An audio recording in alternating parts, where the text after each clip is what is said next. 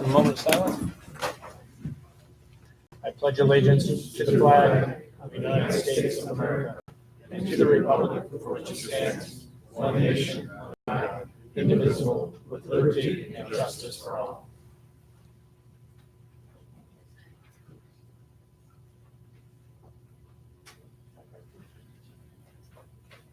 Thank you.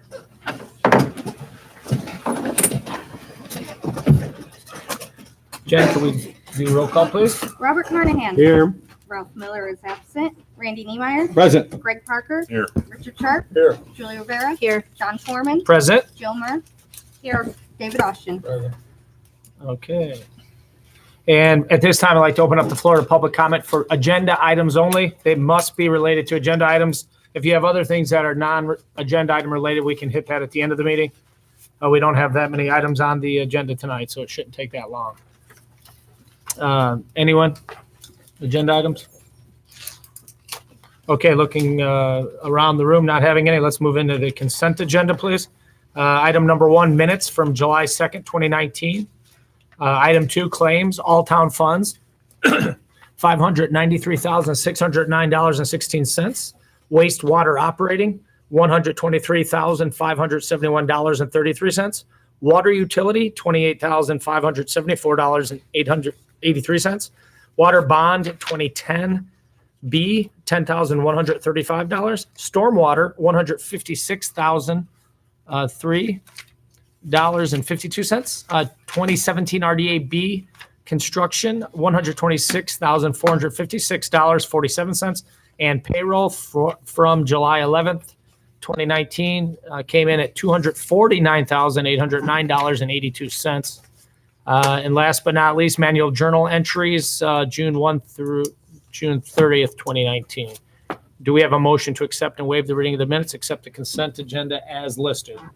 So moved. Motion by Julie. Second. And we have a second by Mr. Sharp. Thank you, Rick. Roll call, please, Jen. Robert Carnahan. Yes. Greg Parker. Yes. Randy Niemeyer. Yes. Richard Sharp. Yes. Julie Rivera. Yes. John Foreman. Yes. Motion carries 6-0. Moving along, ordinances and resolutions. Ordinance number 1341, water system development charge, East Side. Julie, if you would be so kind as to read ordinance number 1341.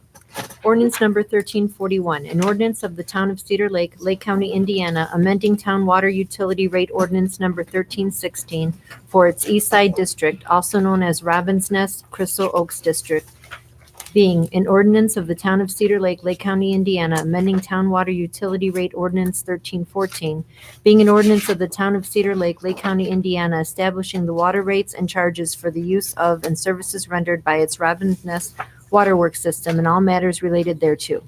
To establish and adopt water utility system development charge rates for the Robins Nest Waterworks system, Eastside District, operated by the Town of Cedar Lake Municipal Water Utility, repealing all ordinances or parts thereof in conflict herewith and all matters related thereto. Excellent. So for the people in the audience, this is essentially the east side of the lake. If you almost draw a line from Klein Avenue on the north side to the south side, it's the district to the east.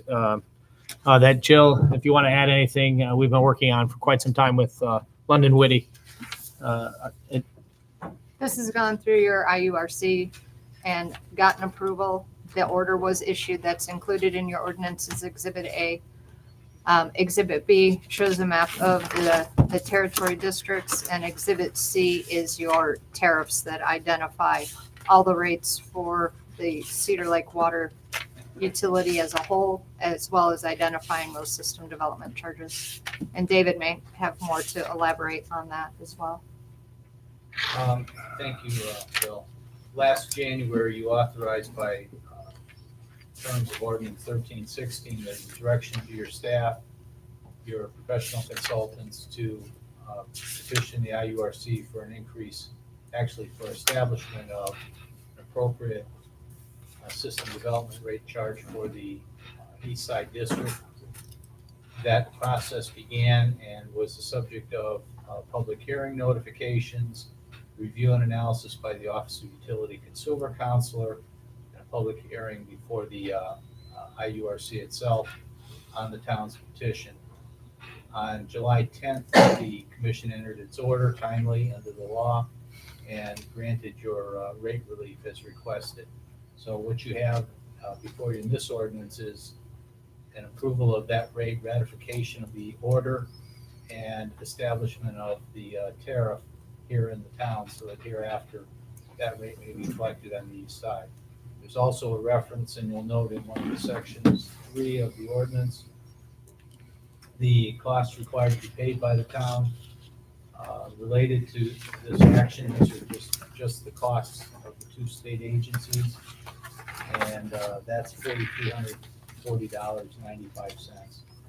You, of course, had utility attorneys in Indianapolis, Attorney Chris Janock from Bozeman, and Evans, did a tremendous job. He's well acquainted with our community and did a tremendous job for us down there. London Woody Group's our financial advisors. They worked to the bone to get this right and get it through the process, and that happened. So this is the result of all the pieces coming together. It's unfortunate that we had to do those pieces by virtue of you not having control of the water utility jurisdictionally, but the law was followed and the rates have been approved, and now you are ratifying and adopting by your ordinance. If you act tonight on 2 readings, if that's a possibility, as soon as the tariff is checked and final checked by the IURC, those rates will become effective. Absolutely. Mr. President, Yes, sir.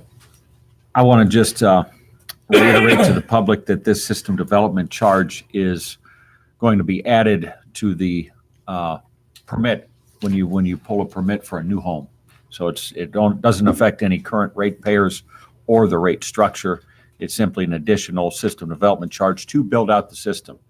And as the attorney said, it is very unfortunate that we, in my mind, wasted tens of thousands of dollars in lawyer fees and other fees to go through this process to be under the thumb of the IURC, because if the town was not a part of the IURC, we would not have had to pay any of those fees or charges. So hopefully in the future, we can move in a different direction and do things much more efficiently than what is currently being done under the regulatory authority of the IURC. Mr. Thank you. Niemeyer? Yep. Can I ask you about the IURC recommending that you raise the rates? Go ahead.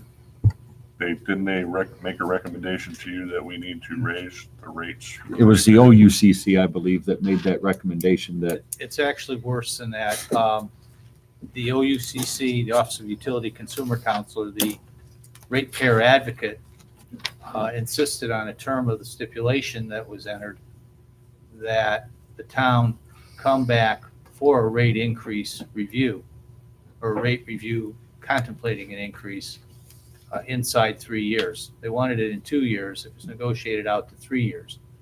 Additionally, the OUCC and the IURC commented also on their desire that this town be a single tariff provider.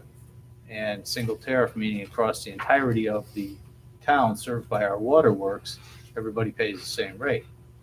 That isn't what the town did when the 2 water utilities which have resulted in these tariff proceedings were acquired in 2009 and 2010. You purchased those utilities acknowledging the difference and differential of rates in each of the 2 utilities and service areas, and accepted them, and the orders and processes contemplated that at the time.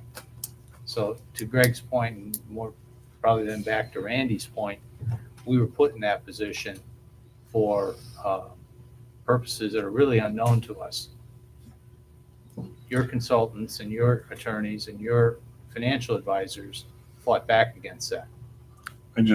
The reason why I asked is I think it's important to point out these bureaucracies that folks tend to think are there to protect them are really there to protect themselves, because if they were protecting the ratepayers, they would never suggest a rate increase when there's no proven need for it.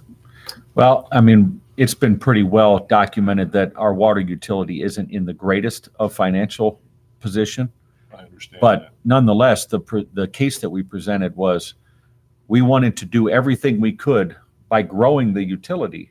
So it spreads the cost out through more units. I mean, it's just economies of scale. Right. Before we considered any sorts of changes in the future.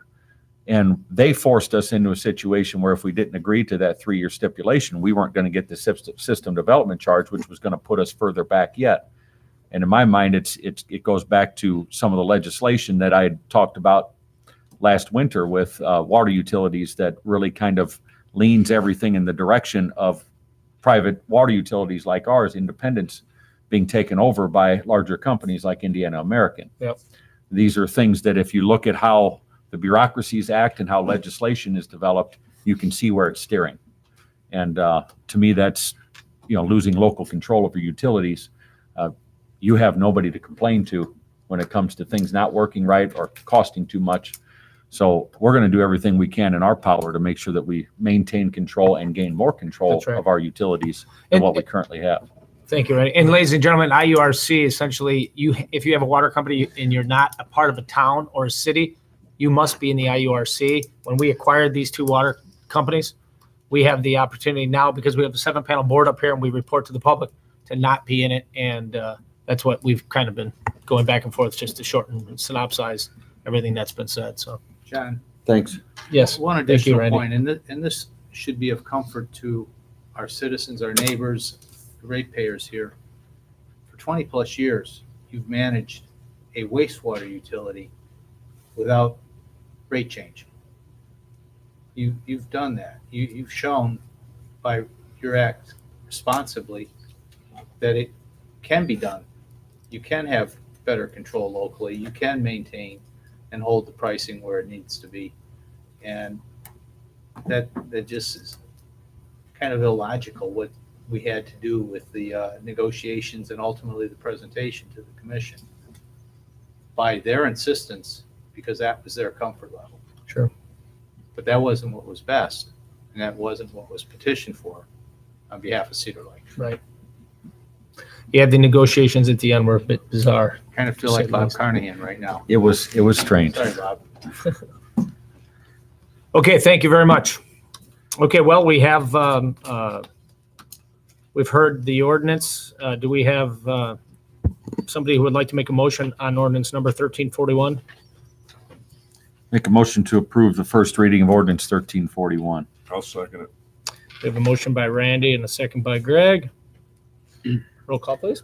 Robert Carnahan, I'm voting no due to the fact that it's 25 pages and just received it about 3:05. I just checked my phone and haven't had enough time to look at it. Greg Parker, Yes. Randy Niemeyer. Yes. Richard Sharp. Yes. Julie Rivera. Yes. John Foreman. Yes, motion carries 5-1. Thank you. There'll have to be a second reading next meeting. Yeah, we have to wait. Resolution number 1242, item number 2, confirming temporary loan. Julie, if you could read that, please.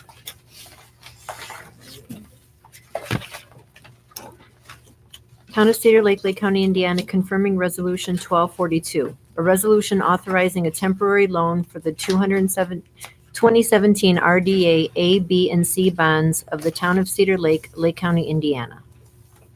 Thank you. Jen, did you want to make a comment on that? Sure. As we've seen in the past, when it comes to making our lease rental payments, the June settlement was short. It was not enough to cover the cost of the lease rental payment. So this is to confirm the authorization because the payment was actually due yesterday. So I've already made the temporary loan of $75,737 from the wastewater treatment plant special fund number 633 to the 2017 RDA A, B, and C bond fund number 412. This sum will be repaid upon receipt of the fall Next. tax settlement. Tax settlement. Okay, thank you. Makes sense. Okay, do we have a motion for resolution 1242, please? So moved. Motion by Julie, Second. second by Mr. Sharp. Thank you, Rick. Roll call, please. Robert Carnahan, Yes, Greg Parker, Yes. Randy Niemeyer, Yes. Richard Sharp, Yes. Julie Rivera, Yes. John Foreman. Yes, motion carries 6-0. Moving along, resolution number 1243, confirming transfer. Julie, please. Town of Cedar Lake, Lake County, Indiana, confirming resolution number 1243, a resolution confirming the authorization of appropriation transfers by the clerk treasurer for the following funds during budget year 2019. May I have any time? You please. So You may, this, please. so this is for the general fund within the fire department budget for a transfer of $13,000. 1,000 from full-time officers to parts and tools, 6,000 from full-time officers to miscellaneous supplies, and 6,000 from full-time officers to equipment repairs. This was necessary to meet operating costs for the department. Okay, thank you very much. So this, Todd, this isn't going to affect your full-time employees? No. All right.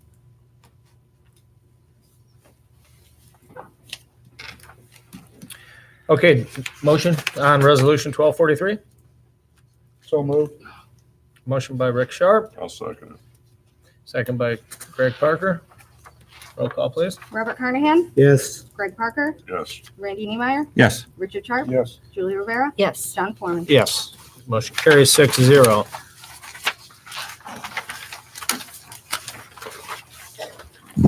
We'll move into resolution 1244, wastewater reimbursement.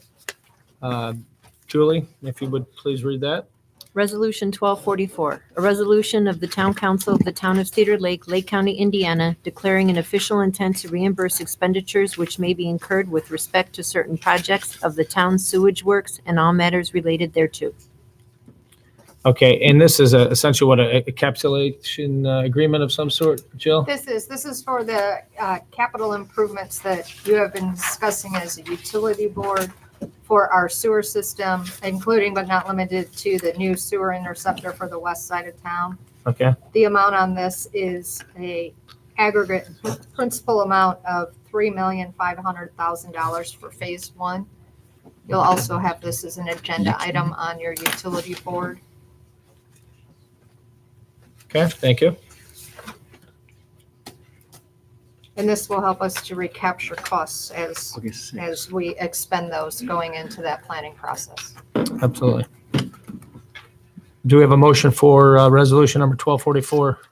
Or any questions after the explanation by Jill? So moved. We have a motion by Greg. I'll Second. Julie beat you, Mr. Sharp. Or my left ear doesn't work as well as my right. Okay, we have a motion and a second. Roll call, please. Robert Carnahan, Yes. Greg Parker, Yes. Randy Niemeyer, Yes. Richard Sharp, Yes. Julie Rivera, Yes. John Foreman. Yes, motion carries 6-0. Item number 5, resolution 1245, water reimbursement. Julie, please. Resolution number 1245, a resolution of the Town Council of the Town of Cedar Lake, Lake County, Indiana, declaring an official intent to reimburse expenditures which may have been incurred with respect to certain projects of the town's waterworks and all matters related thereto. Jill, could you please give us a synopsis? Again, this is including but not limited to capital improvement projects for our water utility that you have been discussing. Including but not limited to a new water tower, a new source of supply for the waterworks and associated treatment facilities, a transmission main, and the cost of issuing any bonds, and costs with those. The amount on this is a aggregate principal amount of $3 million. Again, to recollect on any of those costs that we incur now, that we can recapture those and repay back with bonds. Mr. Austin, would you like to add anything? The capital financing is still up for your decisions. There's strategy assessment going on concerning that.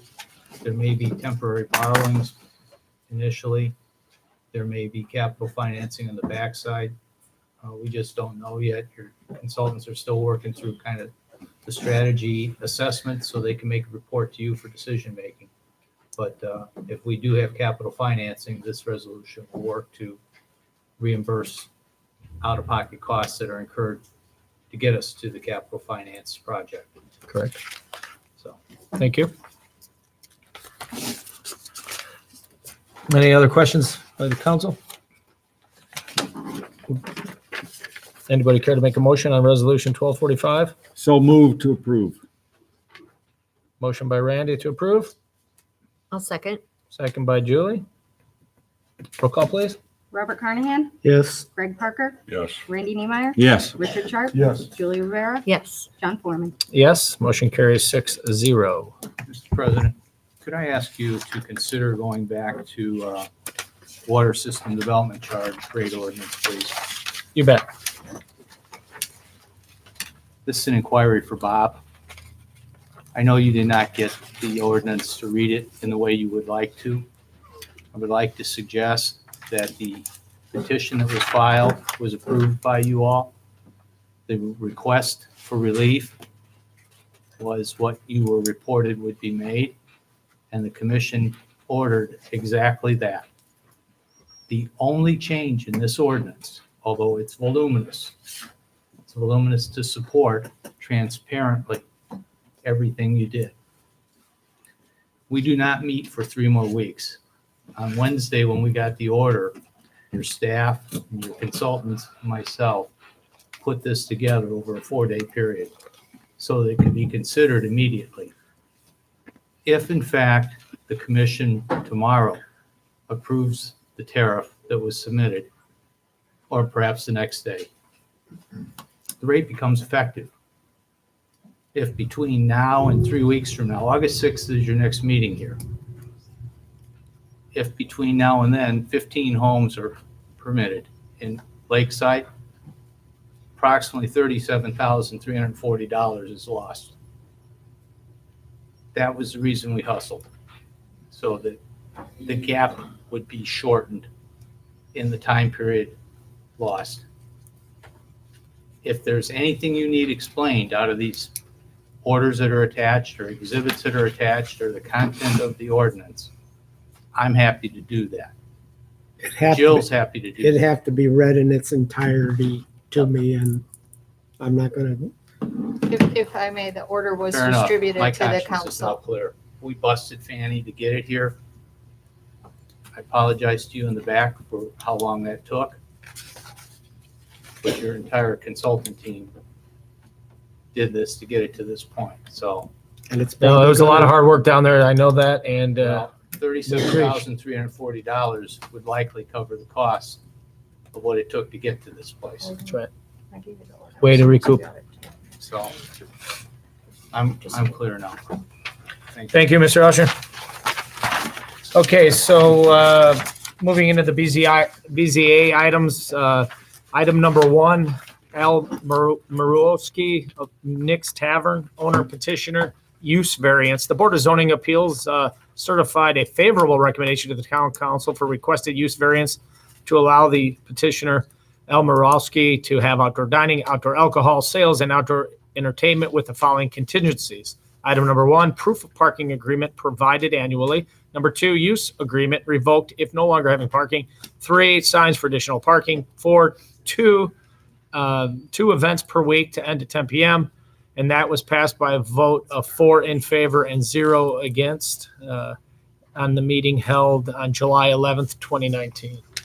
Do we have a petitioner that wants to come up and say something? Yes, they are here. You want to come up and just explain? I passed out everything you gave me to each one of the council members.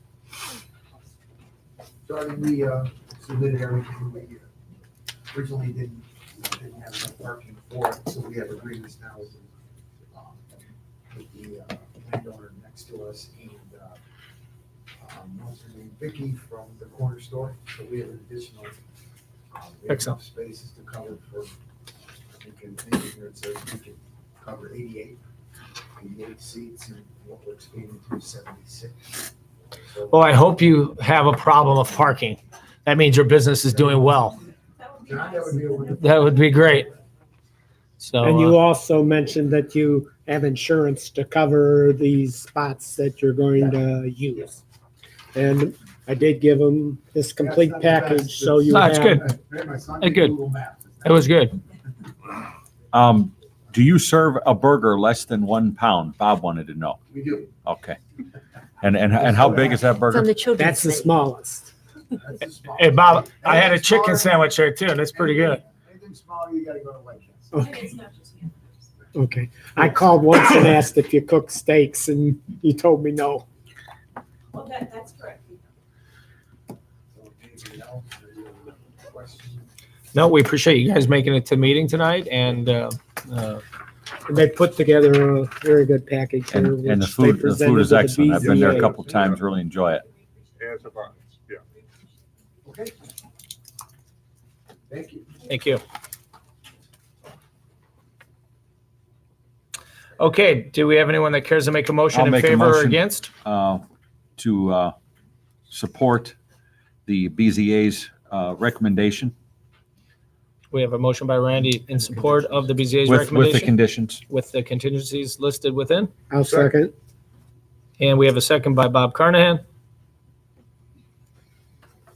Roll call, please. Robert Carnahan, Yes. Greg Parker, Yes. Randy Niemeyer, Yes. Richard Sharp, Yes. Julie Rivera, Yes. John Foreman.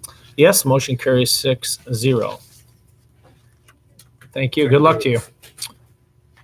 Under new business, LWG proposal, stormwater utility rate sufficiency analysis. Jill, did you want to? Mr. President, Fill us this in. is your engagement letter from your financial advisor to review our stormwater utility rates. These, by ordinance, is supposed to be done every 2 years. One of the things when we looked at the rates and did the rate change a couple of years ago was to have the review analysis done by our financial advisor. And this would take care of that and review our rates. We had those adjustments to our rates. Okay, And this, they anticipate the cost being in the range of $5,000 to $8,000. They anticipate it right now, not exceeding $7,000. thank you. It's my recommendation you approve this. Very fine. Do we have a motion or any questions on LWG proposal stormwater utility rate sufficiency analysis? I'll make a motion. to Have a motion by accept the Rick proposal. Sharp to accept. I'll second. We have a second by Julie. Robert Carnahan, Roll call, Yes. please. Yep. Greg Parker, Yes. Randy Niemeyer, Yes. Richard Sharp, Yes. Julie Rivera, Yes. John Foreman. Yes, motion carries 6-0. Peterson Consulting Service, item number 2, proposal for capital asset reporting. Jill, please. Mr. President, this proposal came to you from your clerk treasurer. That's correct. I'm sorry. Jen, please give us a brief explanation. This is a proposal for Peterson Consulting Services to help us put together a capital asset policy, and making sure that we're compliant with GASB 34 reporting standards, state standards, federal, everything.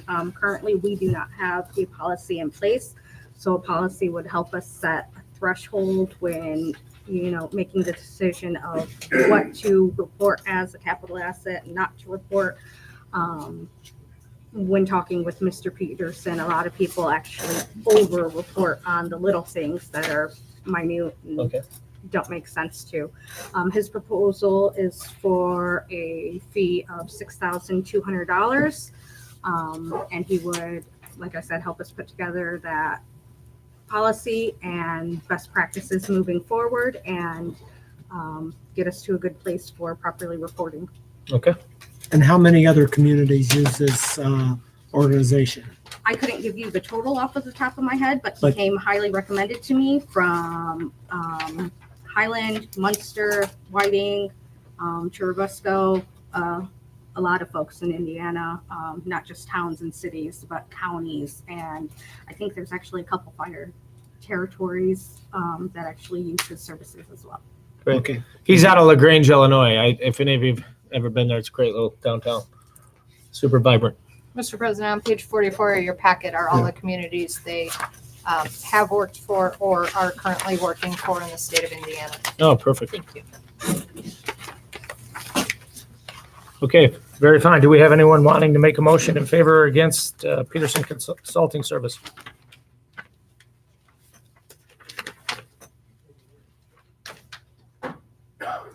I'll make a motion to approve Peterson Consulting.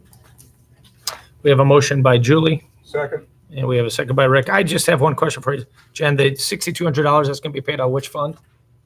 It'll probably be a split since we are talking capital assets of the entire town. That includes everything from road inventory to sewer inventory to, Okay, so you'll take appropriate funds from yes, individual buckets, yes. if you will. Thank you. Roll call, please. Robert Carnahan, Yes. Greg Parker, Did somebody second that? We had a first by Julie and a Yeah. second by Rick. Okay, I didn't hear the second. sorry. Sorry. I hate sending taxpayer money to Illinois. Would that be a yes or no, sir? Yes. Randy Niemeyer, Yes. Richard Sharp, yes.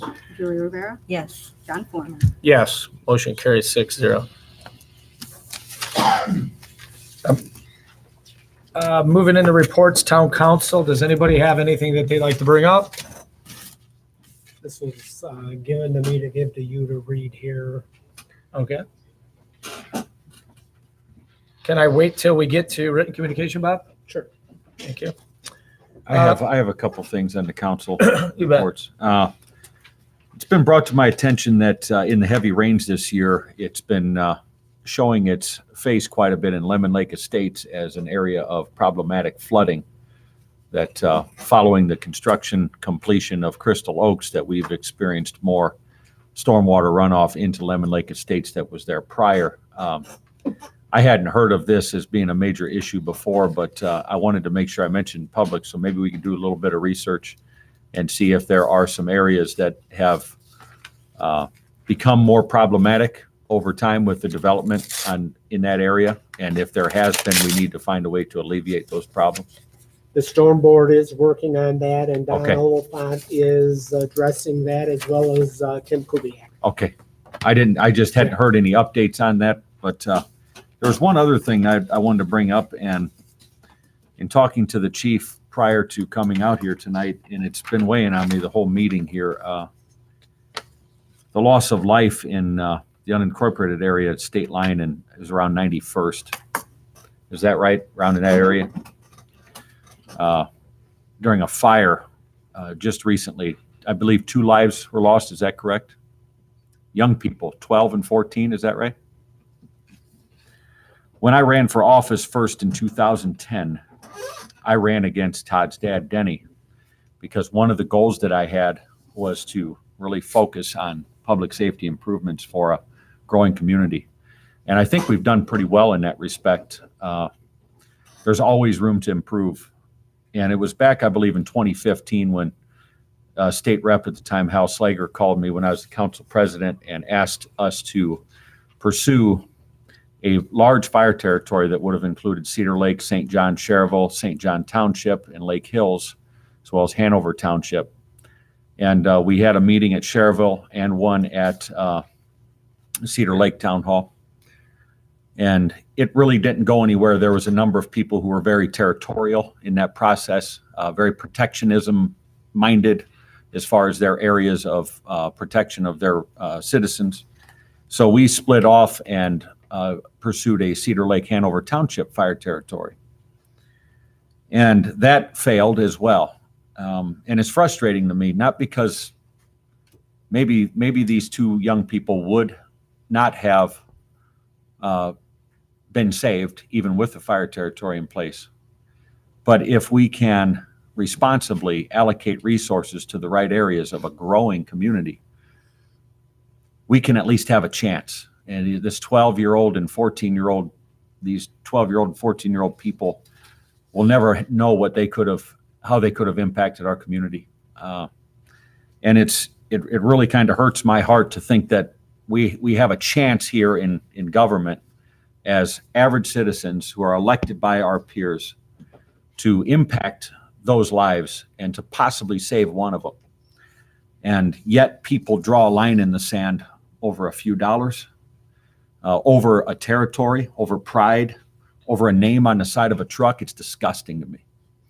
The fact that these 2 people lost their lives because potentially because of the fact that we didn't have resources in the right place. And it wasn't our call to take. It was a St. John call. Cedar Lake responded to it with, what was it, 7 or 8 other agencies?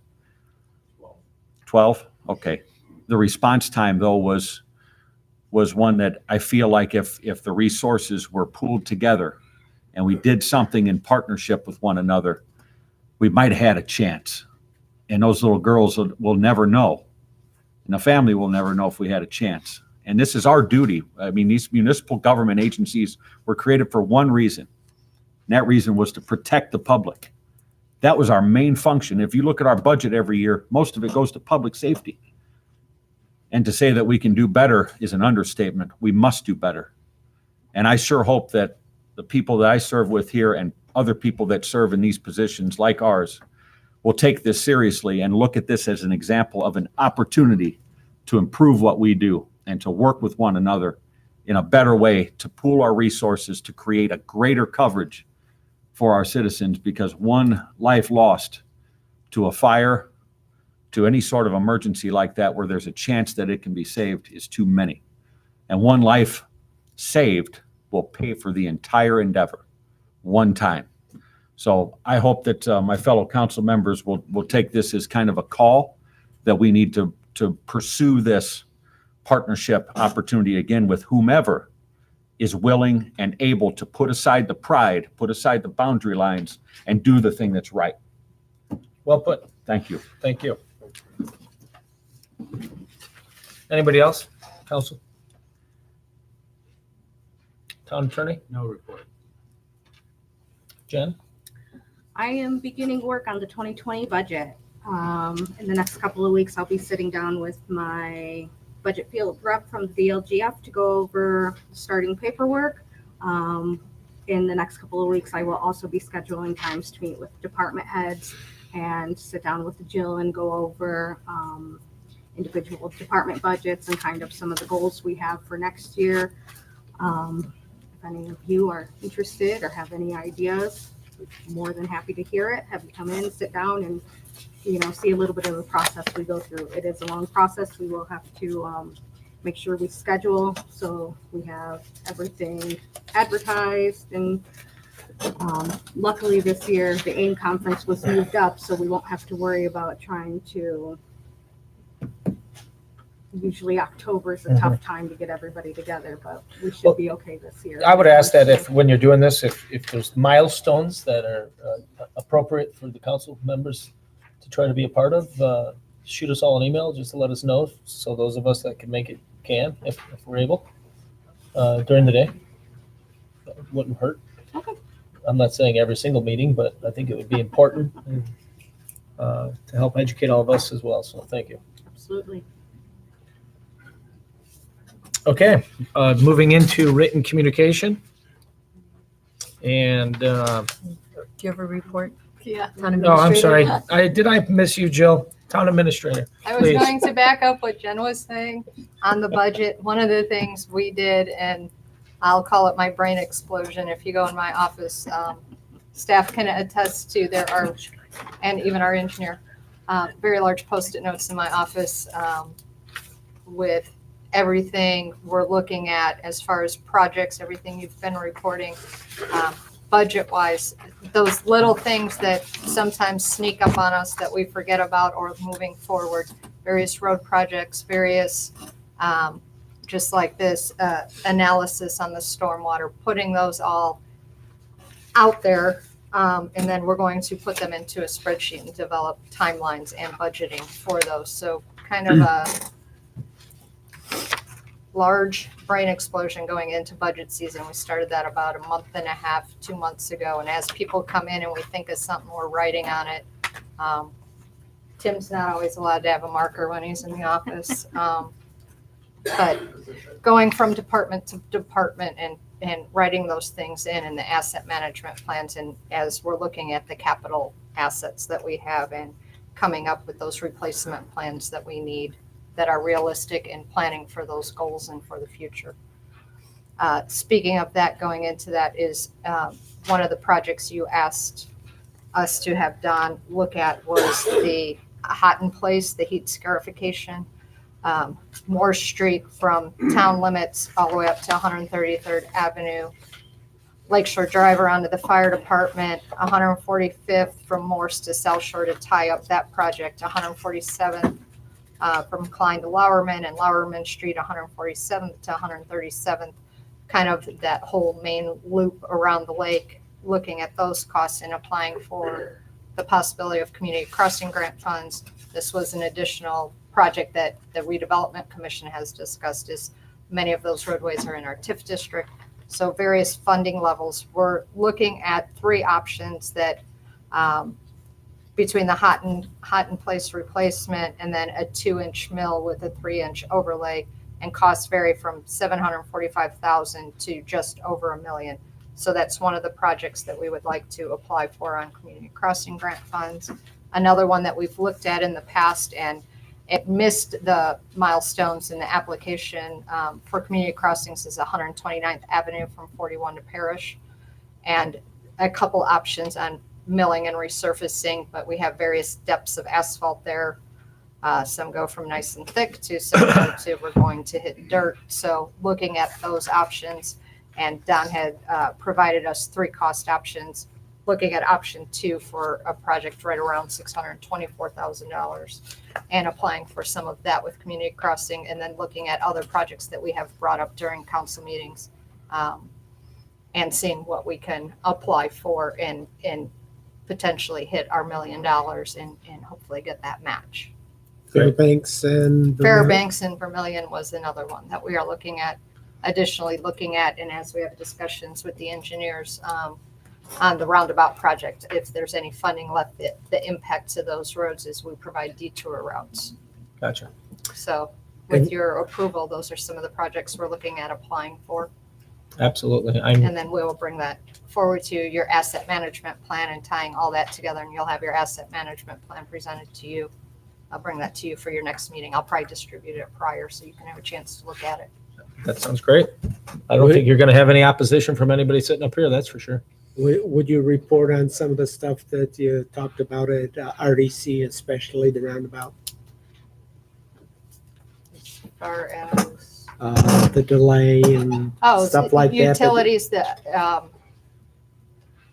Comcast has just finished splicing the lines, so they will be moving out of the way, and it's anticipated you will start seeing the construction activity beginning on Monday. So like with any road project, we are looking at the schedule very tightly, and as a matter of fact, Tim, myself, and Public Safety have a meeting with American Structure Point on Thursday.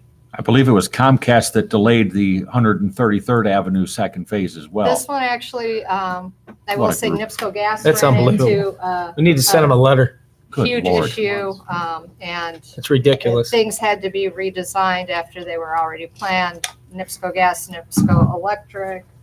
Yeah, wow. This is and only- having to go so deep. So you think that they're just moving a line, but you had to go so deep with what Well, they're cutting out. It's only been going on, this project, since 2014. It's ridiculous. We've had just a little bit of time to get this stuff right. You know, Good Lord. and furthermore on that project, I'll go with all projects should have a utility relocation phase and then wait a while and then start construction.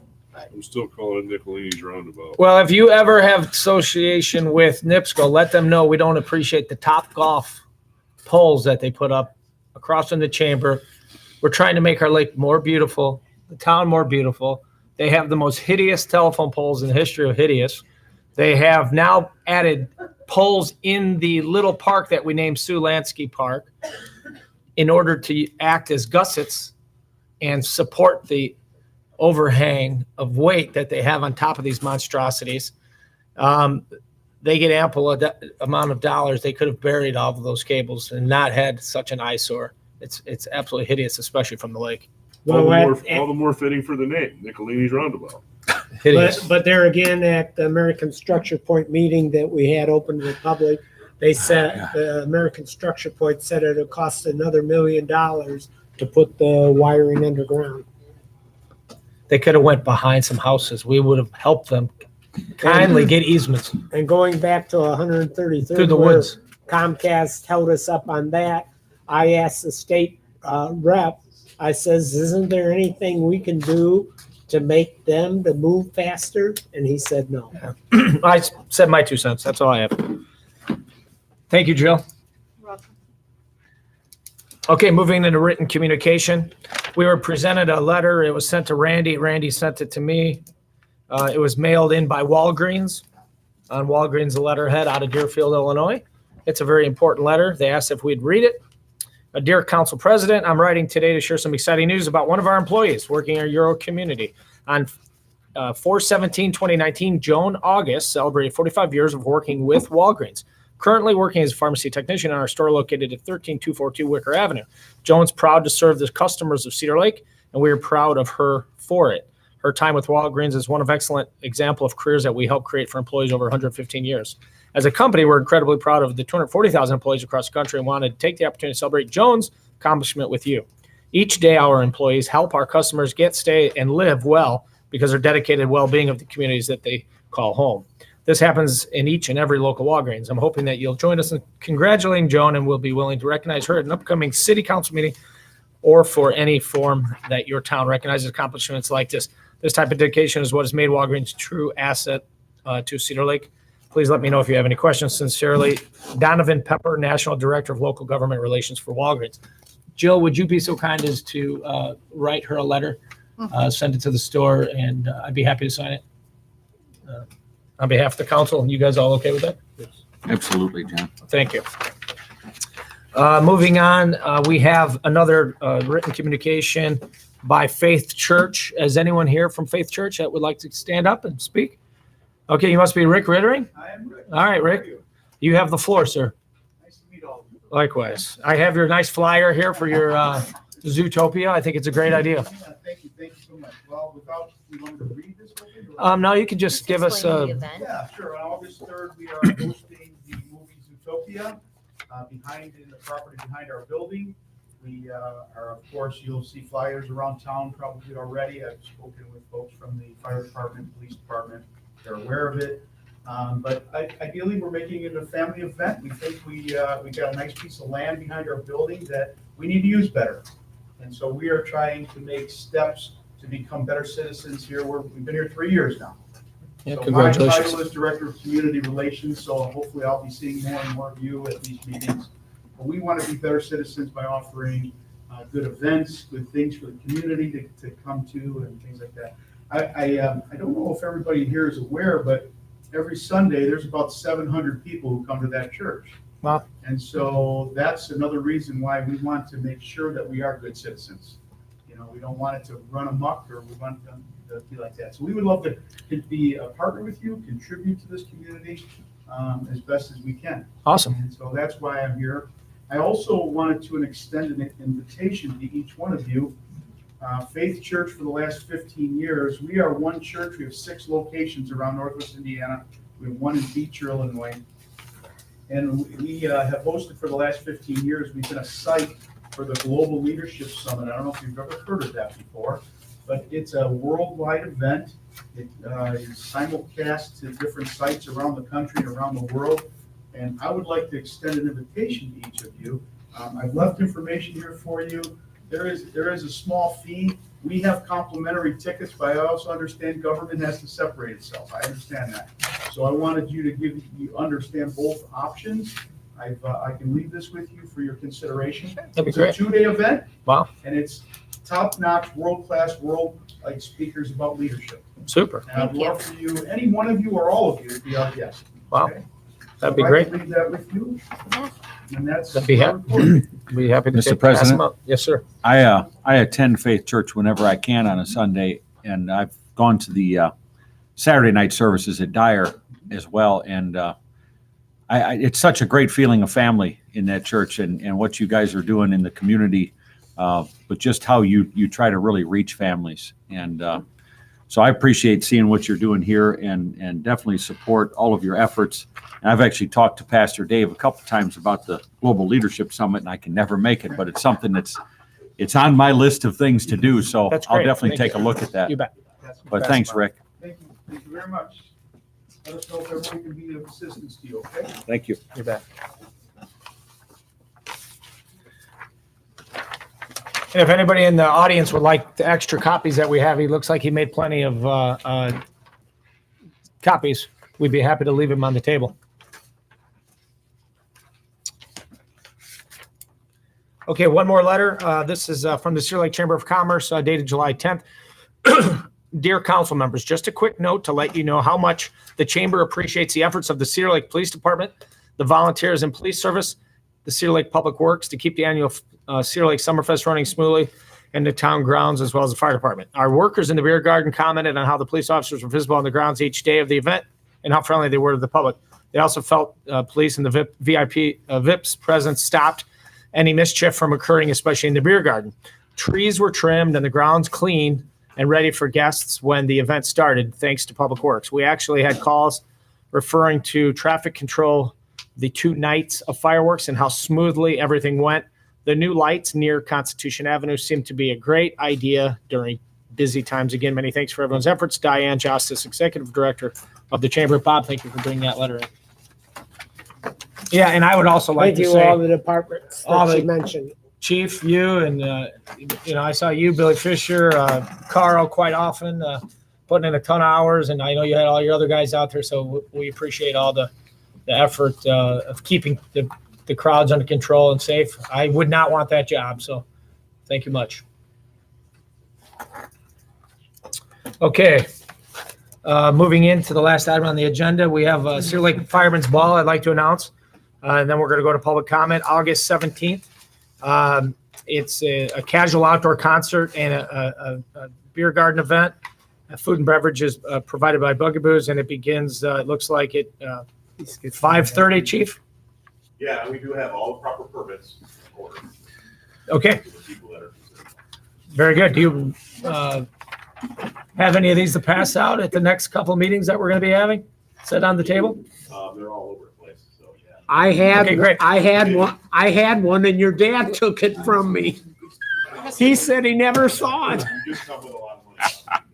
Mr. President, Yes. just for the record, that is an event that is put on by the Firefighter Association, Okay. which the proceeds from the benefit do help out our fire department. Very fine. I guess we did have the Christopher Burke report. Did you already cover the items that you We needed? covered a lot of them. Know that Plan Commission review is really busy, having the back-to-back meetings, the work session last week with the holiday, and then the public meeting tomorrow evening. So he's been busy reviewing items for that, as well as, what was the other item? I apologize. The ecosystem restoration project, we're still reviewing all of that and having, working on the design agreement. Oddly enough, the 133rd Avenue Phase 2 project, as you had brought that up, and with Comcast, NDOT, and Christopher Burke are still working on closing out that project. NDOT Okay. projects take a while to verify all quantities and all items there. At the RDC meeting, additionally, we discussed the 133rd and King intersection project. That is one of those projects that the RDC has been working on for quite some time. Ran it through NERC, anticipating it being a highway safety improvement project with a 90-10 funding. We will be meeting with the school for the easements needed. We've already met with them. We have been asked to come to their board meeting on August 13th. So working towards that, making that area safer for our students, safer for those who are now using our sidewalks and walking, and potential for the crosswalks as were previously discussed in your meetings. So that is moving forward. Okay, thank you. Okay, we'd like to move into public comment. If anybody would like to have anything on public comment, please come up, state your name and address for the record, please. Good evening, everyone. My name is Cindy Gonzalez. I live at 13908 Flagstaff Street, Cedar Lake. All right. So the reason why I just kind of want to follow up on, I was on the last meeting of June 18th. I remember it was mentioned, it was kind of like an amended agenda about the crossing walk by the Halo Central Middle School. And I remember someone said that it was going to be taken care of. Someone just needed to go out there and take a look and assess the area. And the police, from the police department. By the middle school? Yes. near the railroad tracks? Yes, like a crosswalk. Okay. Right by the entrance of 141st. I think Randy talked about by the high school. Yeah, I don't recall there being a middle Yeah, school I don't- discussion. The only places that were discussed was actually by the Dairy Bell and the Hanover Central High School. Is There it was to help people walking to school from Lindsway? I mean, from Centennial? Centennial? No, it's just actually because of the growth in our school community, as everybody's aware of. Mm-hmm. There is high traffic Mhm. right there off 141st. I mean, these families are coming from all the way from St. John. Where do the kids cross there? There's nothing.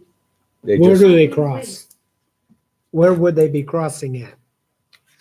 right now they walk across the tracks, right? And then probably right into the Sure. driveway Right. of I the was- middle well, school. I didn't know if maybe there could be like someone, I know we have seen this past school year, officers patrolling there, which we are very thankful for, by the way. Because I think that helped immensely with controlling the traffic and with people speeding. There's tons of kids in that, not just in in Centennial subdivision, but I mean, in Beacon, Lynn's Way, and that new one right there behind the middle school, those kids are walking. So it's really like important for like, if we can come up with a plan. I mean, in the mornings, because I am the president of the PTSO, so I'm always there Ah, there early we in the go. morning before I go to my normal job. And there's kids there on their bikes. So our budget of PTSO is limited, but I do work on a lot of fundraising, and we do every year capital improvement. Right now, we're doing bike, like for the kids that ride their bikes, we're doing a little concrete thing, so we're finishing that up. But anyways, my main point was, I was just wondering if you guys can help out with that. Maybe come up with a plan or. I have an idea. If you would be so kind as to write a letter asking us to work with you to get the railroad tracks to put in a crossing of I'm gonna call it cement sidewalk, then we could attach, even if they just go from their property line to property line, which is X number of feet, then we could go from there over to the sidewalk where the driveway is. And furthermore, we as the town, perhaps on the east side of the tracks, could bring it over and put the crosswalk on the east side of the tracks, tying it into Centennial, because that's all of the town of Cedar Lake. If you go on the north side of 141st, west of the tracks, that is county. That's not that's not annexed into the town of Cedar Lake, so we don't have much jurisdiction there. Well, But I think while- if we could petition now, it won't happen this year, but maybe we could do something temporarily to pull some awareness, some slow kids crossing, what have you. I think it's super important. I think it's a great John, suggestion. while we grow old waiting on the railroads to respond, That's not Yeah. gonna happen. Yeah. I think something we need to do is the same thing that we did to approach the problem at the Hanover. Dairy Bell and at Hanover High School is what we did through the redevelopment commission was to ask for an engineering analysis, right? And then police chief to be engaged in from the traffic standpoint, and then just do it. And the Eagles came in last night and they want their crosswalk put back in. And so, Will we need Bob, participation from the school board on that as well? It certainly To wouldn't paint hurt. lines on a road? Road's yours. Yeah, I would think that it's as simple as making sure we have the engineering documentation and the proper location of it, which would be through our police chief, and then paint. So I don't really want to wait on the railroad because I'll probably be out of office by then. So, Yeah. it'll take a long time Great for them. suggestion. I figured that's why it happened. well, we weren't aware of the middle school having this problem when we were just knew that the high school had There's a it. lot of people get dropped off at that school. It's insane. Well, it's good that you came. Thank you. I'm here. Yeah, it's definitely very busy. It's gotten busier every year, and now with our tuition and, high enrollment, it's getting busier this year. Yeah. I mean, not last year, but the year before, we're at like 500 and something students. Last year, we're at starting 715. We should make our kids get up and take the bus, and we wouldn't have this problem as bad, but Well, we there's all not take enough our room on the kids. buses too, so thank God some of them walk. But Jill, could you please follow up on this in the coordination of those other crosswalk areas that we've identified through the redevelopment commission and add that to the list of this middle school crosswalk? That'd be great. And I thank you for serving in your capacity. I served at MacArthur School when my kids were little as PTO president. That's a tough job. You get a lot of stones thrown at you and very little praise, so thank you. Can I have one more suggestion? I was thinking, if you guys, we could get like volunteers to help out maybe in the mornings. There might be some residents interested in going out there and volunteer their time in the mornings. Because I've seen that in other communities. For crossing guards? No, No. just kind of like being with the officer out Oh. there, just to have more awareness out there and say, we are watching you. Be careful, these kids are coming. So, And our police department is not only going there, they're going to all the schools within the town limits and watching all of them. So I think. Hey, Chief Davis, you got some volunteers. Can you get her some yellow vests to put on them? right, yeah. Is that something you could handle for us? And just on the line of the railroad, I did inquire a couple months ago with respect to crossing gates at that intersection based on the anticipated increase of traffic in that area. And I was told that it's not warranted based on the number of trains. Railroads. So I think you probably get the same response with respect to sidewalk. And you're still petitioning the CSX for crossing gates too, right? Yes. Okay, thank you. And I also called Ty Warner, the executive director of Northwest Indiana Regional Planning, and let Dave talk personally to him to try and get some support from NERC. Did you have him on speed Oh, dial, Lord. Bob? Railroads or something. I think you did. Oh, my God. He did respond to us. Thank you very much, Indy. It's like attacking a battleship with a paintball gun. Anybody else? Great job. Public comment, please come up, state your name and address for the record. Jackson, 8711, that's the 132nd place. I have here to present to you. Yes. A gift of $13,142.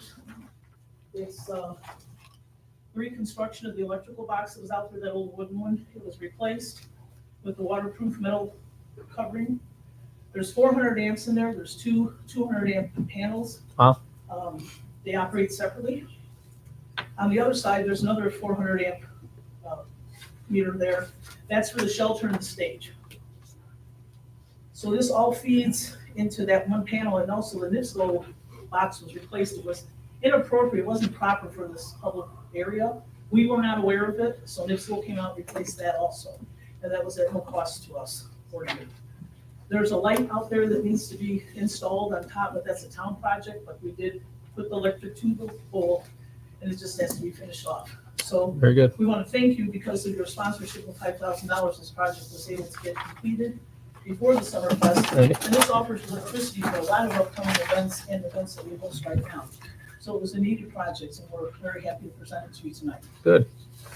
And Well, thank you to the Summerfest committee. Tim is Fixing working that. on that light, right, Tim? Yeah, the lights are actually in, they were supposed to be in before summer fest, but we got lost with a bunch of other things happening, but the lights are in, they're just waiting for the top bracket, which I'm sure will be here Thursday morning. Very Mary, good. Mary Joan, thanks for the Summerfest committee supporting that project. And a lot of people don't understand that some festivals that use public grounds, and I was a part of one at the Lake County Fair, and all the infrastructure that went in there was done by the Lake County Ag Society. So these things take place all over the place, and people just don't know about it. So I'm glad you presented that here tonight, and I think it's great for the grounds, and it's great to have that sort of cohesive partnership in participating with one another like that. Thank you. Anybody else have any public comment, please? Hi, my name is Roberta Wundermulder, and I am on the address is 10032 West 128th Avenue, Monastery Woods. I am here on behalf of the Hanover Central PTSO with my friend Indy. And we have a program that's been implemented, the DARE program. And we have a police officer that comes to the school and he's a volunteer, and does the program with our students. And this year, we have received a notice from the officer that the supplies are gonna be $2,000. So we are fundraising in our effort. However, we are looking for a partnership with the town, possibly to help us get funds raised for this program, because it went from being 2 schools, the 5th grades were at Lincoln Elementary and at Jane Bond. Mhm. And now those 2 PTOs were what handle each division of the DARE program. I see. And now it's consolidated into one. So now you're doing it at the junior high? Yes. I see. Yes.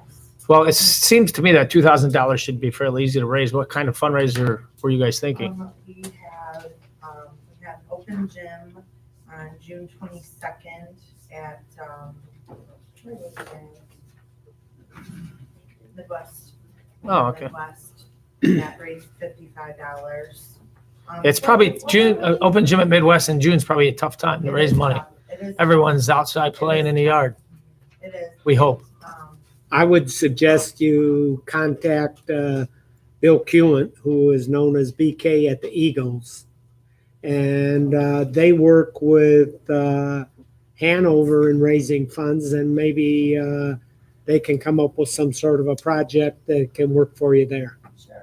The car wash on a corner somewhere comes to mind for me, so I can maybe help you with that. Hanover Palmcats do that. You know, anything little, those little fundraisers add up. For just like a partnership, like, I see. you know, advertising, things like that. I see. Okay, well, I might be able to help with some advertising things too, to help market it. Is there a little blurb that can be put in the town newsletter for that, They let Jill? us, if we know by about the 17th of the month, what events you're planning for the following month, we can put it in the newsletter. We have done that with various other programs throughout the community. And it can also be put in the chamber newsletter, right, Diane? I think first though, you need definitive what it is you want to do. And second, have you checked with our DARE officer? Did he have some ideas? Did Mr. Fisher have some ideas? No, it's Morris Smoot. Oh, Mr. Smoot, okay. It just came to my attention just recently that Officer Fisher is not our DARE officer. Right. We haven't been officially introduced yet to our new Oh, DARE officer. okay.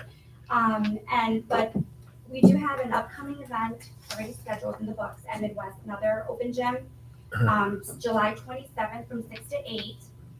And we were asking if you could please help us maybe put it on your Facebook page, just kind of like. Jill, can you handle that? Because nowadays, social media is really, that's how we mainly promote our events. And it's always successful. Okay, But then again, summer's kind of rough, we understand that. But okay. basically, that's kind of where we're asking as in a partnership.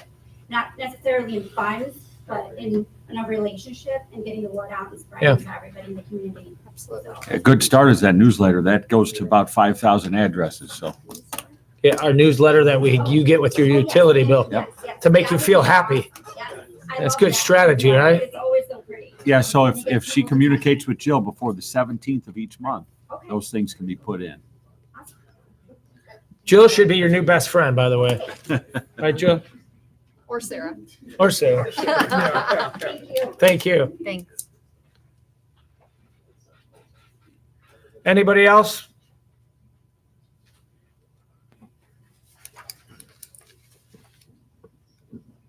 Hi, I'm Andrew James from Mad Bomber Fireworks Productions.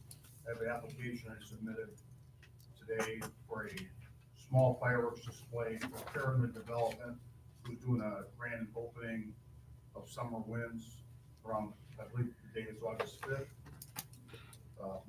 I would ask that the approval for the town, at the town's level, subject of course to the fire department's approval for this public display. My company does fireworks displays all over the Midwest, and we're have all the qualifications and insurance required to perform this display.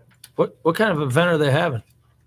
It's kind of open house to where they're having a party, trying to kick off the sale of their units. Oh, wow. Oh, The that's, date we have is Saturday, August 3rd. Is August 3rd? August 3rd. August 3rd.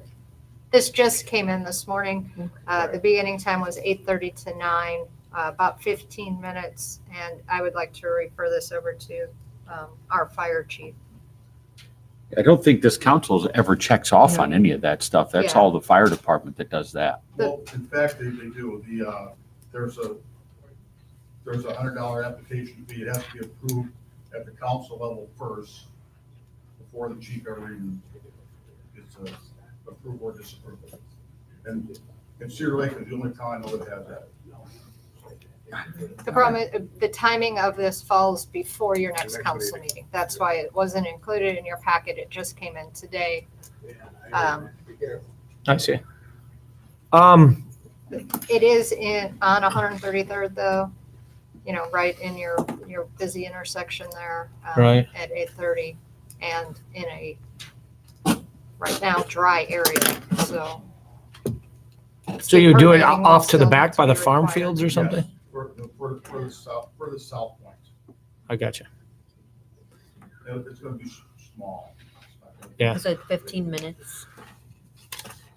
Yeah, I'm not, if somebody wants to try to. I'm not in favor of any more fireworks because it sounds like our town's under attack during the 4th of July holiday as well as New Year's Day. So I'm not going to throw my support behind it. We should defer to. I can't, I too am fireworks Chief. up to my eyebrows. enough. Chief Todd, do you have any comments you'd like to ask or recommend? There's some logistical issues with it. First of all, they need to obtain a permit through the state. We don't really ever authorize anything off the lake. Years ago, Summerfest had theirs onshore. We, over the years, involved them to do it out on the lake. We kind of made it a precedence that if we approve fireworks shows that are professionally displayed, that it would be done on the lake. And the Summerfest is always complied with that as well. I'm not a fan of doing them over dry land, especially with, the potential of ground fires. I know you guys have professional people, but I also have to put extra staffing on, 2 fire trucks, an ambulance. And then not to mention the overload of 911 calls that are gonna come over this. So if the council supports it, I'll sign the permit. If the council does not, then it's not mine. The last year, Summerfest did the fireworks on the ground. The wind was so strong, it was blowing the pods on the museum roof. And that's when Denny was the chief and he said, you're gonna have to build the barge, and that's what happened, what took place here. Well, I would offer, I'm sensing a negative vibe on this. I would offer that we carry $10 million of liability insurance. And I've been in business for 28 years and haven't had an insurance claim for 20 years. And just in the last 30 days, throughout the Midwest, have performed 350 fireworks displays from northern Michigan to southern Kentucky without any incident. Right. Yeah, I live here, so. I can vouch for this guy. When I was on the fair board, they used to do the fireworks for the fair every year. Correct. But so your credentials are fine. I'm just sick and tired of feeling like we've got bombers flying overhead. I So understand that, and largely the fireworks that are the problem fireworks are not fireworks that are being sold in stores. They're I get it. Illegal fireworks. Anything you buy in a store is not gonna cause windows to vibrate or dogs to bark. So largely, the problem is from all the illegal activity of fireworks. That's what's causing the big booms. but you can understand our residents not feeling so enthusiastic about a August fireworks show when like I think New Year's is the worst day. I mean, I want to take cover under my couch with my dog. So I mean it's just sometimes it's just enough is enough with it. Andrew, I have a question for you. Do you do light shows? Because a lot of times when they do car events, they rent those lights, lasers. I know that might be a dumb question, but We do cryojets, we use flame effect, I see. We do all the indoor pyro for Indiana Pacers. I gotcha. Basketball team.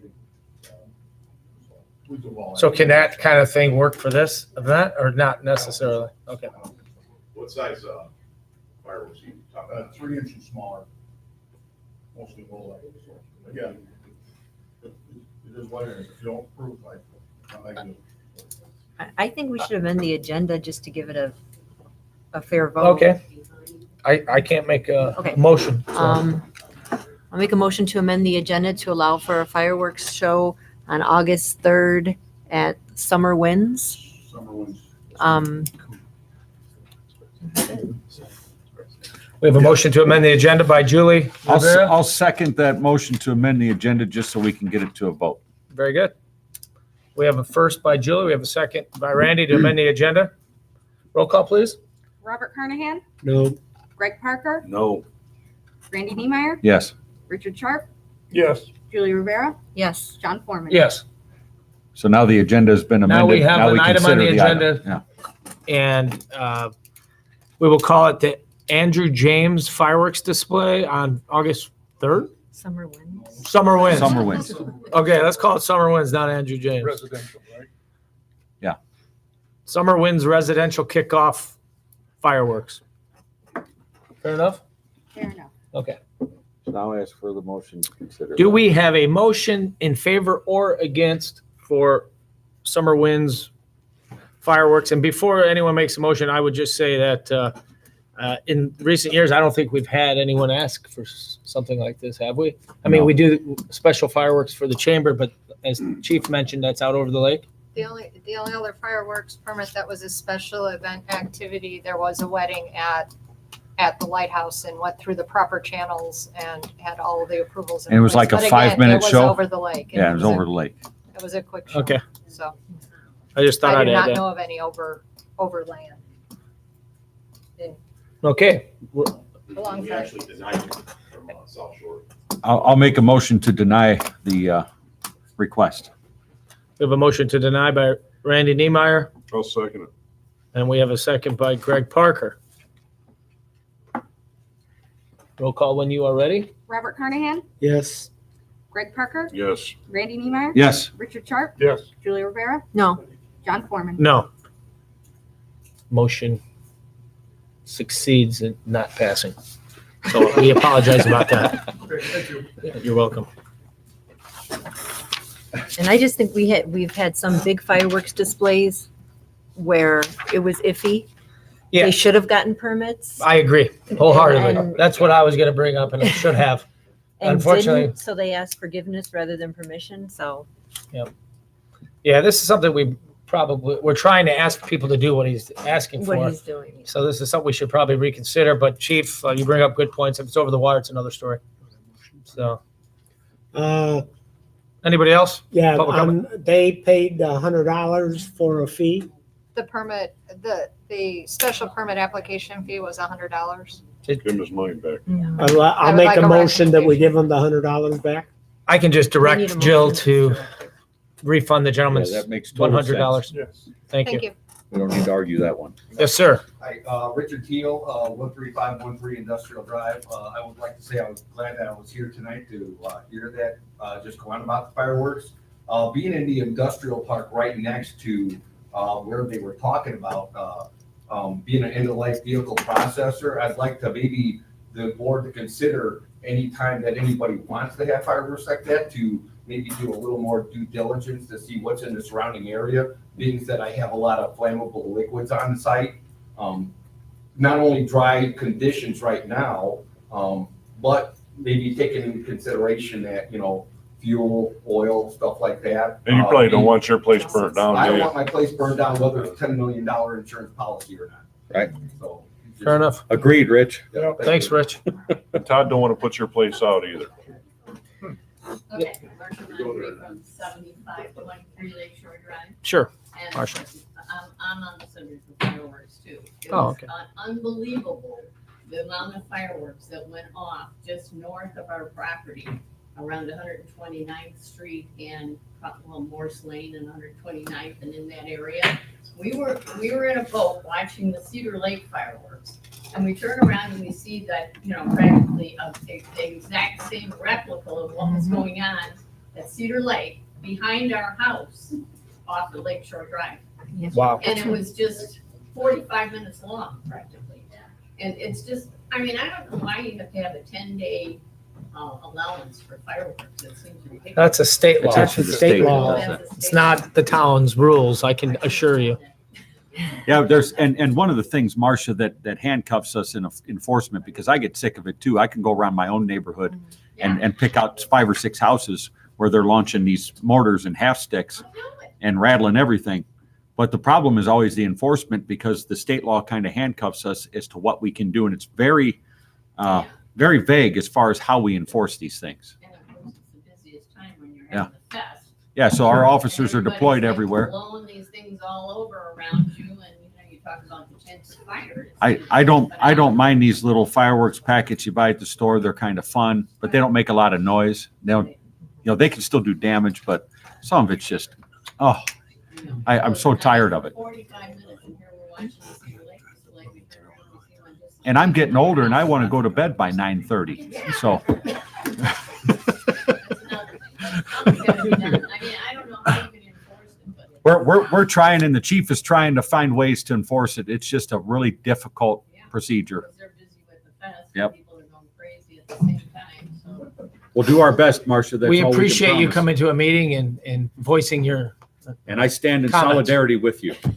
Thank you.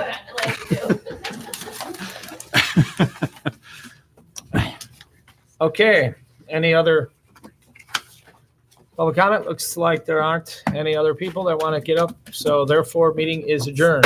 Thank you. We have a utility board meeting right after this.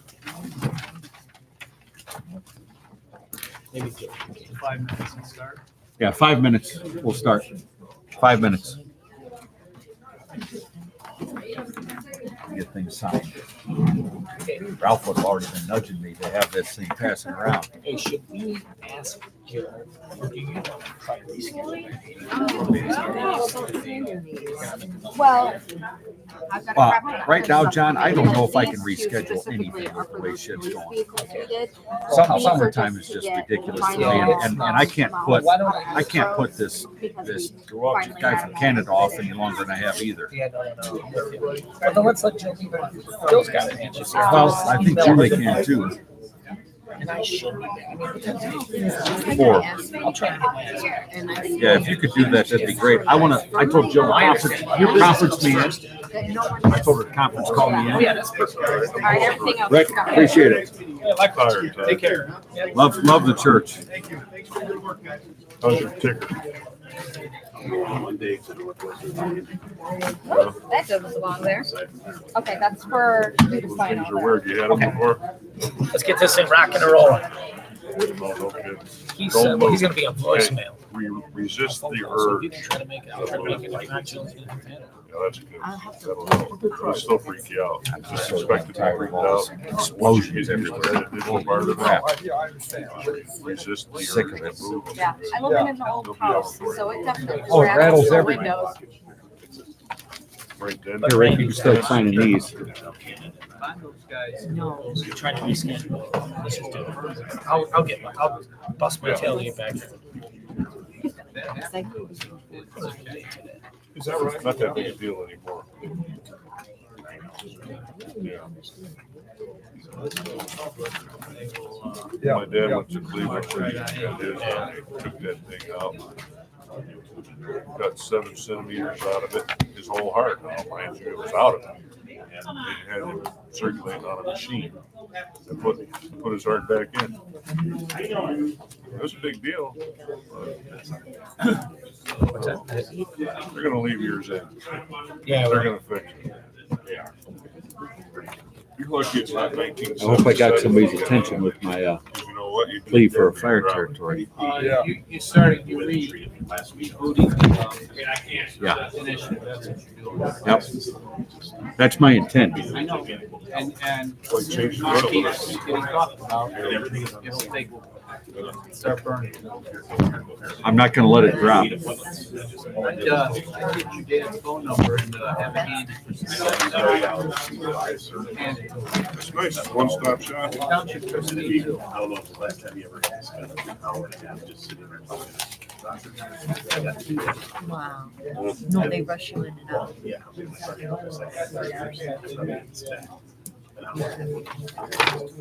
Yeah. I'd rather do that than spend an hour and a half with politicians. You got all those signed? Those are all signed. Okay, here's your next stack, and then just put that stack with it. Okay.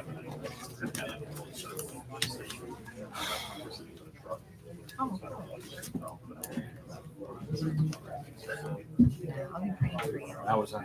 Wish you the best of luck. And you will be in my prayers. I think it's gonna be easier than you think, though. Ralph's doing great. I'm not, last thing I can get.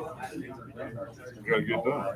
Get done. I talked to Ralph today. He's doing wonderful. And see, he's, I wouldn't see that. Did you see like? Okay. You don't like the hospital, right? And that's what Ralph was like wrestling with, but he said that, yeah, but he just felt comfortable there. Firework one of the most popular. Real noisy. Having to travel to Chicago to visit. That's true. It's a thing. And I just Although it felt didn't like seem to be as bad, but then after he felt confident Saturday, after he talked to surgeon. He talked to surgeon. yeah. Yeah. Really? I've got a hard stop. 100? I got a 2-hour drive. Yeah, I understand. Ralph just said like his Thanks, Jen. chest Well, yeah, hurts. We just sat. Yeah. Cleveland, they probably do 100 of them a day. Otherwise, I'll totally butcher a name. Yep. No, no. He just wants to talk. Well, yeah, but he costs us his money. You know? Yeah, we could. Oh, did we need to leave? Yeah, So therefore we couldn't. because it wasn't there. We gotta wait now. The only bad thing about what he had to do.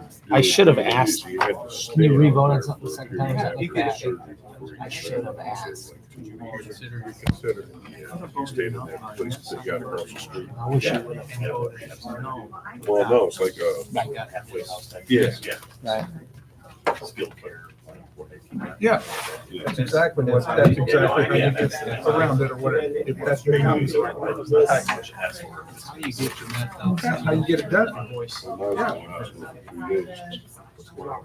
Well, we have a Strokes, list but they're fine.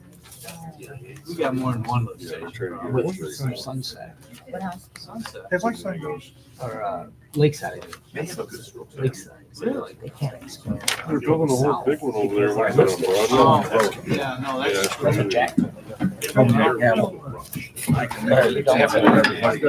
be- And I've signed those, right? So, once you get it out of there, Have I signed it's these? community. I didn't know if you wanted to. It scared my sister. I will. so bad. Yep, I was gonna give a little report on it. Okay. That's how she Oh, no, said we it. can't. They haven't. They do is work on their job. You call them.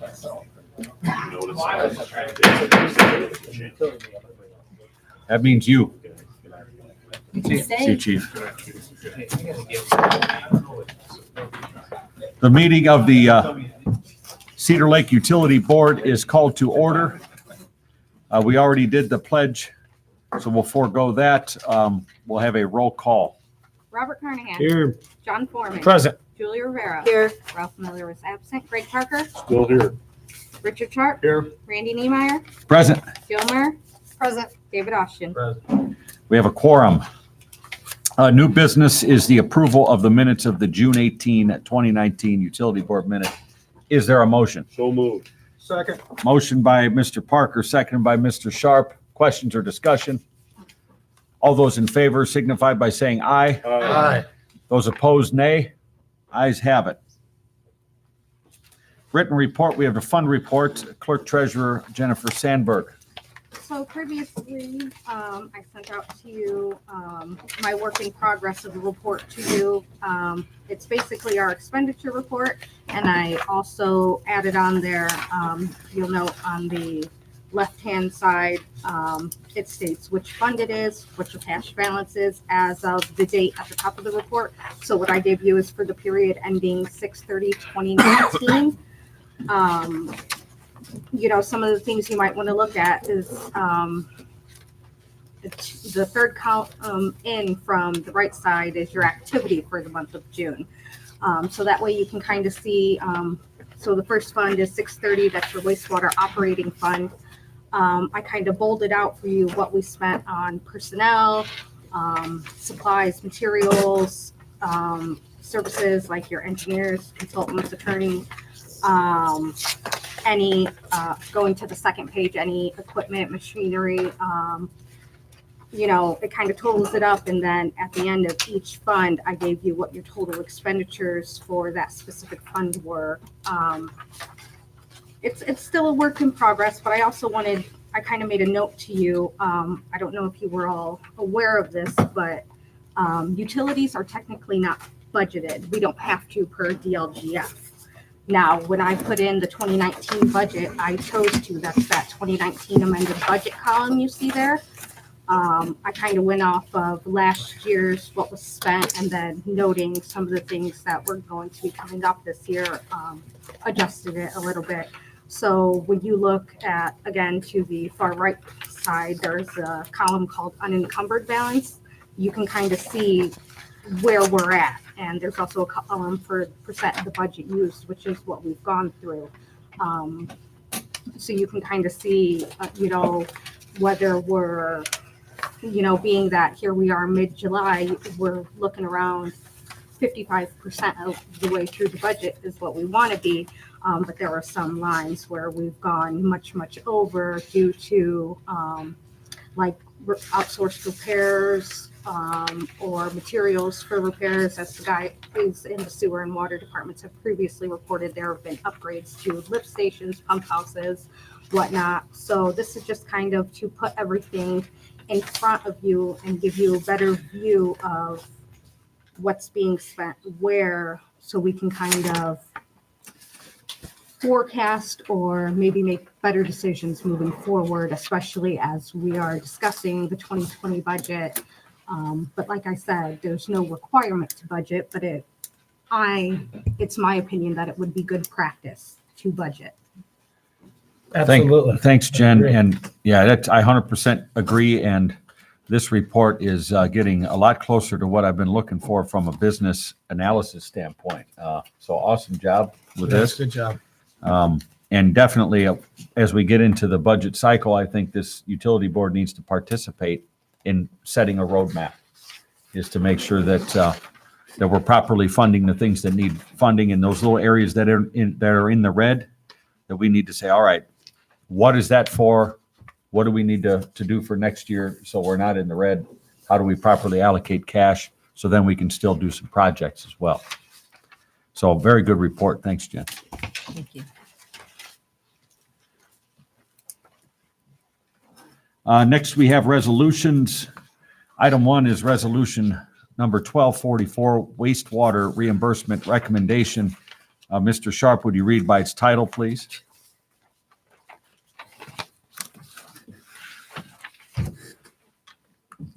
Town of Cedar Lake, Cedar Lake, Indiana, resolution number 1244. A resolution of the Town Council of the Town of Cedar Lake, Lake County, Indiana, declaring an official intent to reimburse expenditures which may be incurred with respect to certain projects of the town's sewer works and all matters related thereto. Thanks. That was this, it's basically a mirror resolution. Is that right, Mr. Austin, from the council meeting? It Okay. is. This is a concurrence action by the utility board. Okay. Is there a motion to approve resolution 1244?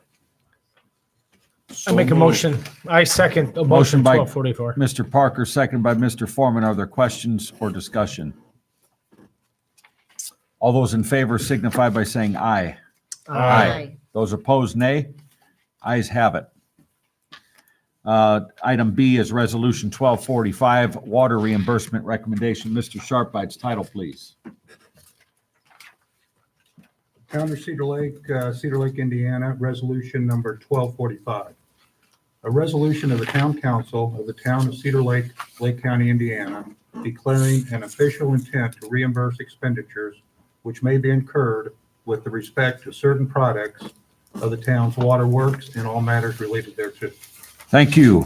You've heard the reading of Resolution 1245, again, a mirror of the resolution in the council meeting. Is there a motion to approve? So moved. Motion by Mr. I Parker. second. Seconded by Mr. Foreman. Questions or discussion? All those in favor signify by saying aye. Aye. Those opposed, nay. Ayes have it. Item 4 is consultant and staff reports, engineer, Nice Engineering, New West Side Sanitary Interceptor Phase 1 design. Mr. Simstead. Thank you. An additional update before we get to this item. We've been working with Tony and Brandon, the guys at Public Works on the SSES. They have located all the manholes except 2, and they will have those yet this week.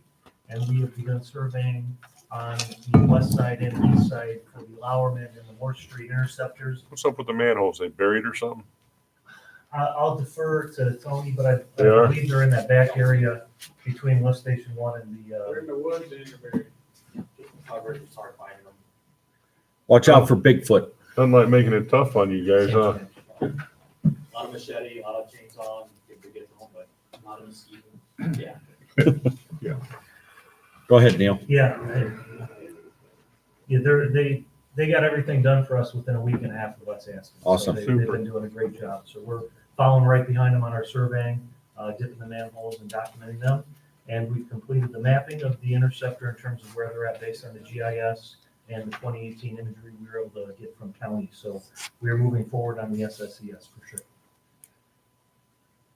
We have before you the proposal for the west side sanitary sewer interceptor. As directed at the last meeting, we went through the scope of work with Tim, Jill, and Tony, reviewing the items that are necessary to complete this project to get it to a design phase and bidding.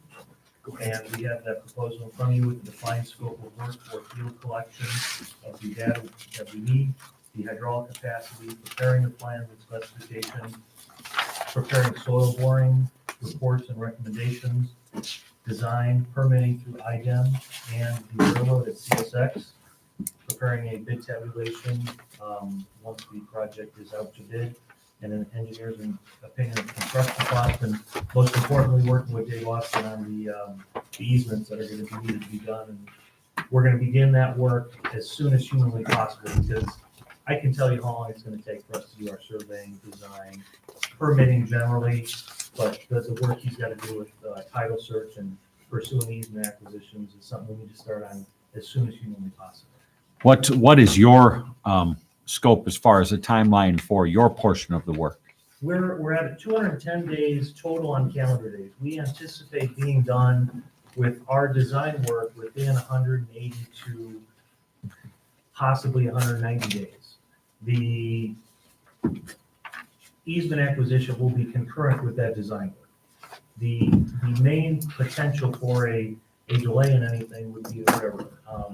I mentioned earlier the railroad. I told Tony and Tim a story this week of how the railroads operate. My theory is if you read the Bible, it says that God created the world, and that's incorrect. On the first day, he got an easement from the railroads. Yeah. And then it was like, You might be right. Their attorneys always tell me. if they return your call. They always return my call. So this is something that needs some action to keep this momentum going to start to get projects shovel ready and get shovels in the ground. Absolutely, and there will be coordination with Lake County Highway Department as well. I've already talked to Commissioner Tippy and Blaine Elverson of what our intention is for them to consider, and we'll schedule meetings with them very soon based on that. Okay. So we have a proposal in front of us from Nice Engineering of a not to exceed amount of $148,350 for the West Side Sanitary Sewer Interceptor Project 1. Is there a motion? So moved. Motion by Mr. Parker. Second. Second by Mr. Foreman. You guys are working well together tonight. Any questions or discussion? All those in favor signify by saying aye. Aye. Aye. Those opposed, nay. Ayes have it. Neil, what is the 210th day? I will defer to Jill, as in every instance, she gives me something tomorrow morning that says you have 209 days left. That's good. She's doing her job. But just so you know, we've already called them locates in anticipation of this regardless, so we are moving forward. Just Thank type you in very much. 210 days from now.com. I don't know if I Tuesday, would, it'll be Tuesday, February 11th. we anticipate being done before that, but we will meet that schedule. Okay, Thank you awesome. very much. Thank you. Appreciate it. That'd be great. We start next spring with some things going. Next, we have our Director of Operations / Superintendent report. Good evening. Good evening.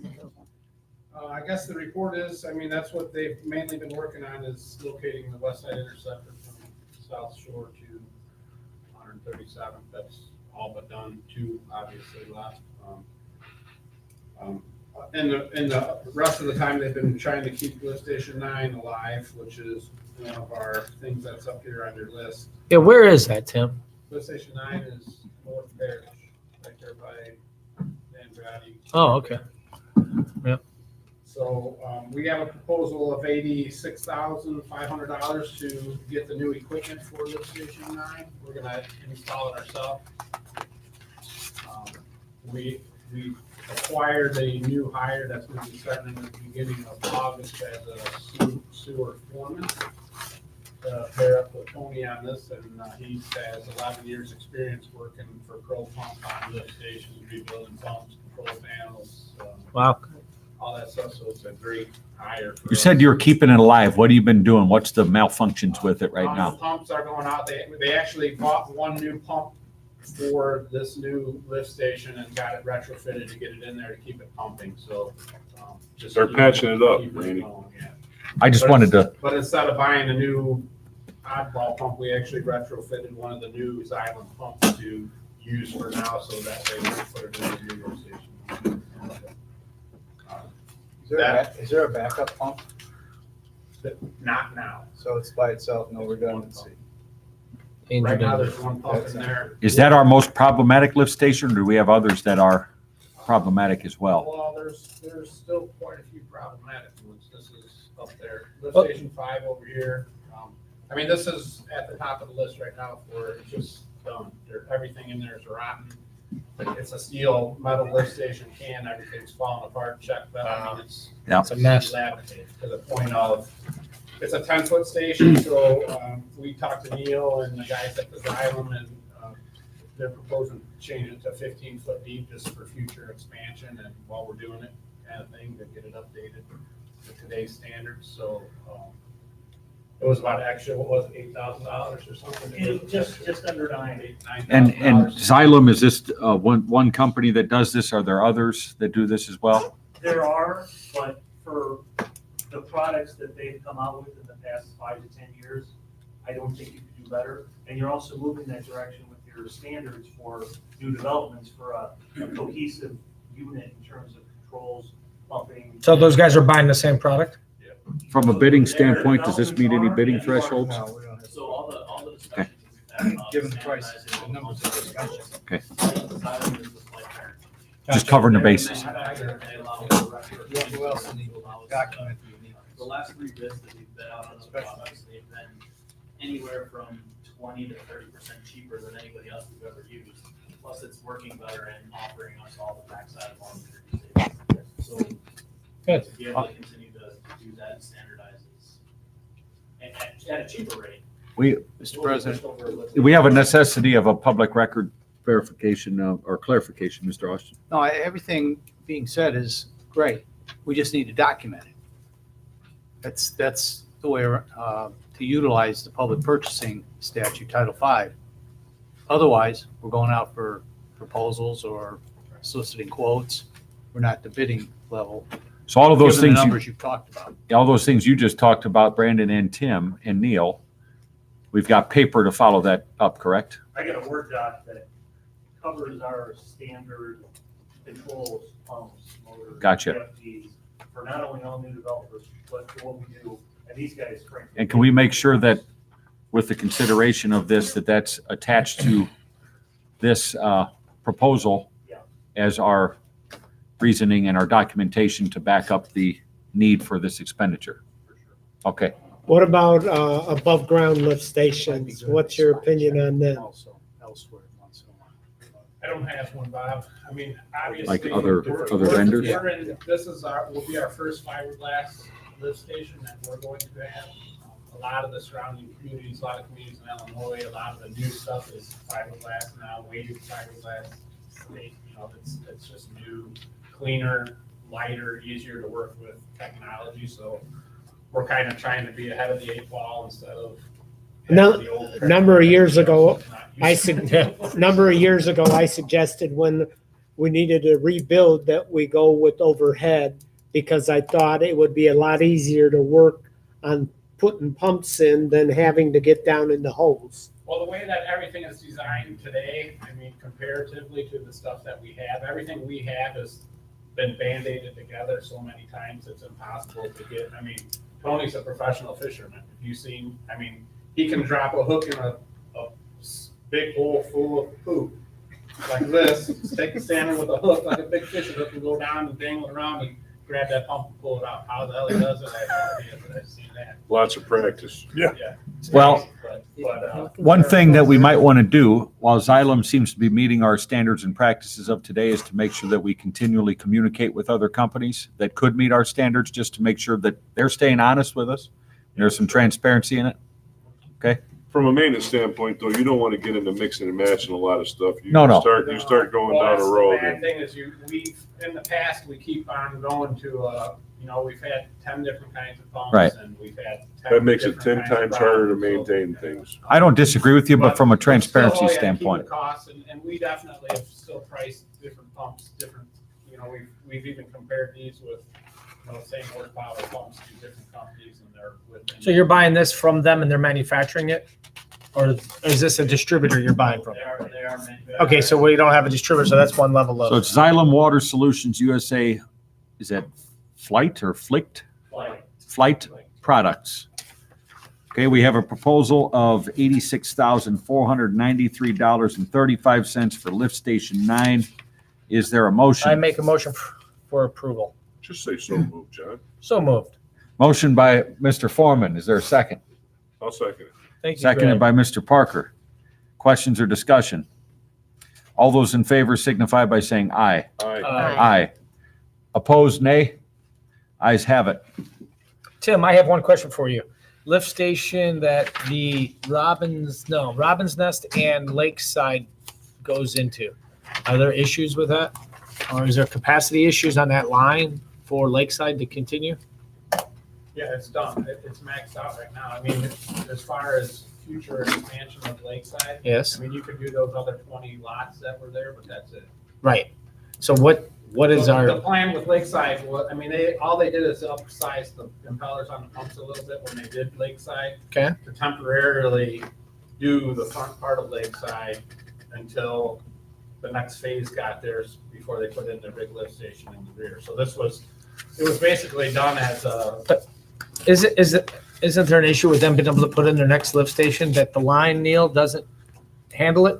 No, they're kind of the opposite. What Tim said, they upgraded the lift station.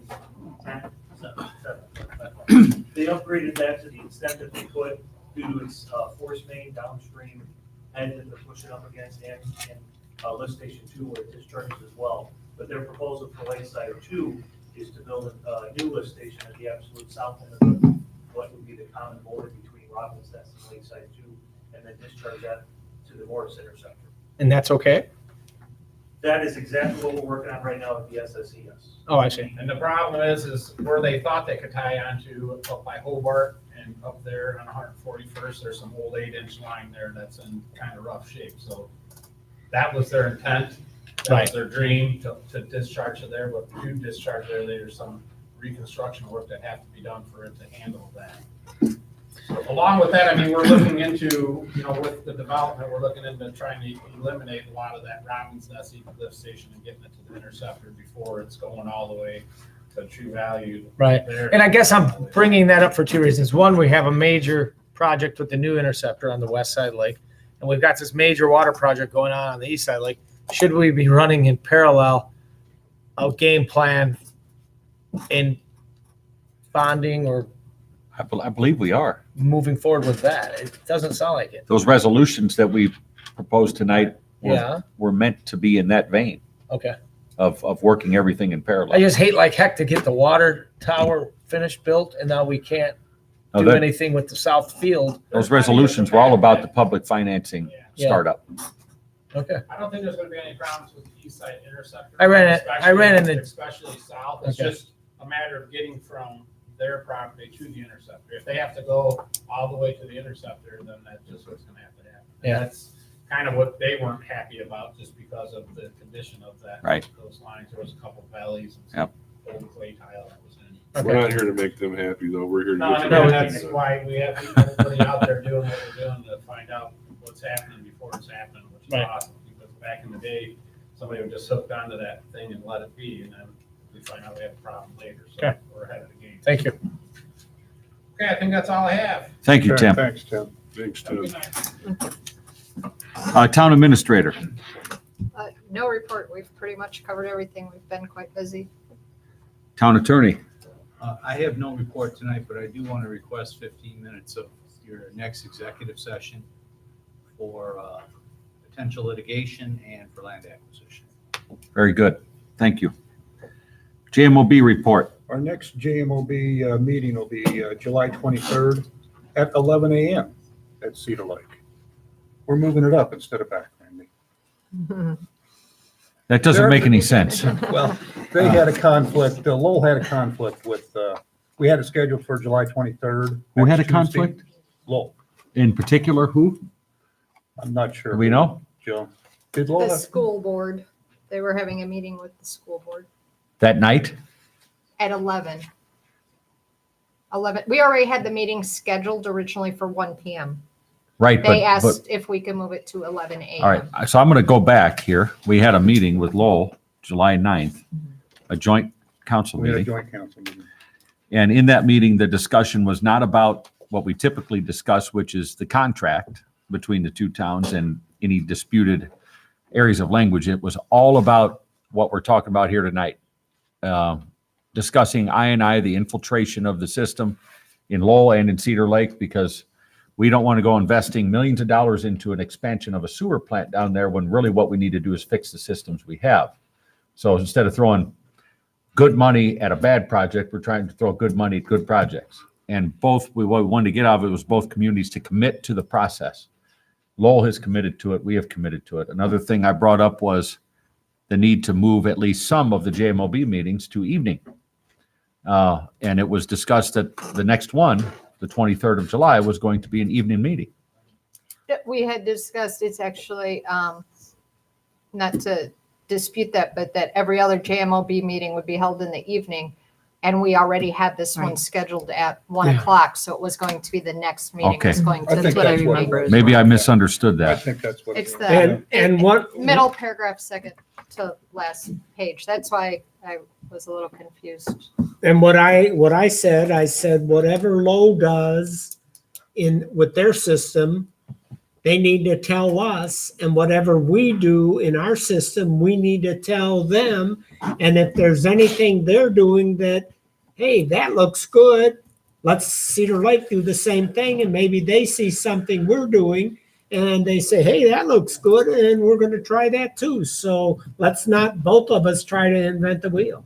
Yeah, so Good idea. a great example of what can come out of that sort of communication is just tonight's meeting, where we've approved several major things that information needs to be sent to the Lowell Town Council. So it shows that we are committed to this process of improving our current system, plugging our holes, fixing what we have to get more out of our plant, so we're not wasting money on things anymore. Because sometimes I think some of these plant projects might be a little bit unnecessary, but it seems to me that Lowell has an engineer there now in Westler who has the same common sense approach that Neil does to evaluating these things. So I'm hopeful that with this dialogue we had in the joint meeting, that that commitment will be upheld by Lowell, but I think we can start it with communicating the record from tonight's meeting to them. Sure. As part of that commitment to say, all right, we're sharing information. This is what we're doing. this is the analysis and what our staff is doing, and give them a report on our utility board meetings. Makes sense. Utility projects, we have water supply. Neil, do you have any updates on the east side water supply? Not since Dave and I have been working on that, and I'll defer to him because I know he's been I need the executive session. Okay, thank you. delicately proceeding. So rates and charges, we discussed that in the council meeting about the approval of the SDC by the IURC and the other ridiculous things that we went through there. Wastewater, West Side Interceptor, that was properly discussed. Okay. We'll go to public comment. Is there any public comment? Any public comment? Third call for public comment. No public comment. Our next utility board meeting will be Tuesday, August 20th, after the council meeting. This meeting is adjourned. Nice and succinct, Randy. Great job. Thanks, John. Had a hard stop at 9. I stuck it out. Public comment, but I just like to let you know, we've been involved in several IURC cases. And it was a little bit bizarre that we had to go through the entire exercise to be granted exactly what we asked for on day one. And I can only express